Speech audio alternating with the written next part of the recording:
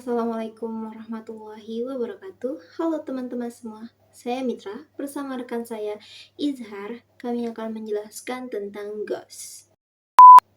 Bukan ghosting itu, GOS, Global Observing System, atau sistem pengamatan global yang mendukung pengamatan cuaca dunia dan pemantauan iklim. GOS terdiri dari banyak sistem pengamatan berbasis permukaan dan luar angkasa yang dimiliki oleh Badan Layanan Internasional dan Nasional dalam bidang meteorologi. Untuk selengkapnya, mari kita lihat gambar berikut.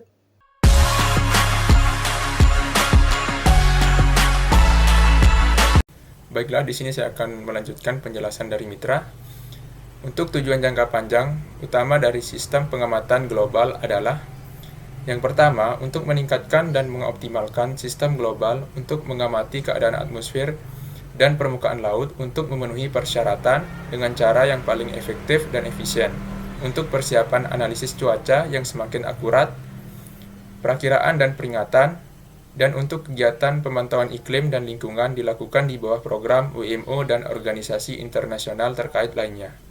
Untuk tujuan yang kedua adalah untuk menyediakan standarisasi yang diperlukan dari teknik dan praktik pengamatan, termasuk perencanaan jaringan pada basis regional, untuk memenuhi persyaratan pengguna sehubungan dengan kualitas, resolusi spasial, dan temporal dan stabilitas jangka panjang. Baiklah, saya akan melanjutkan rekan saya, yaitu cakupan dari GOS.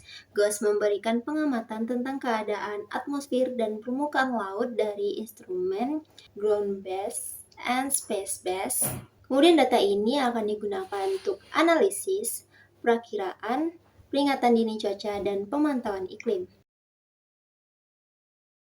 Selanjutnya untuk komponen, yang pertama adalah observasi permukaan. Kekuatan subsistem berbasis permukaan melakukan pengamatan di dekat permukaan bumi, setidaknya setiap 3 jam dan seringkali setiap jam, dari parameter meteorologi seperti tekanan atmosfer, arah dan kecepatan angin, suhu udara, dan kelembapan relatif. Data dari stasiun-stasiun ini dipertukarkan secara global secara real-time. Subset dari stasiun permukaan ini digunakan dalam jaringan permukaan global Climate Observing System. Yang kedua adalah pengamatan udara atas. Stasiun udara atas melakukan pengukuran tekanan, kecepatan angin, suhu, dan kelembapan dari tepat di atas permukaan tanah hingga ketinggian 30 km. Lebih dari 2/3 stasiun melakukan pengamatan pada pukul 00 dan 12 UTC. Baiklah, komponen selanjutnya yaitu pengamatan laut. Pengamatan di atas permukaan laut dilakukan di kapal, buoy, dan platform stasioner. Variabel yang diamati sama seperti stasiun permukaan, namun dengan variabel penting yaitu suhu permukaan laut, tinggi, serta periode gelombang. Selanjutnya pengamatan aircraft base. Kerjasama antara the International Civil Aviation Organization dan maskapai komersil juga lainnya melakukan pengamatan tekanan, suhu, kelembapan, turbulensi, dan parameter lainnya selama penerbangan. Selanjutnya untuk komponen yang kelima adalah pengamatan satelit. Jaringan pengamatan satelit lingkungan mencakup satelit yang mengorbit dekat polar dan satelit geostasioner operasional serta beberapa satelit penelitian dan pengembangan.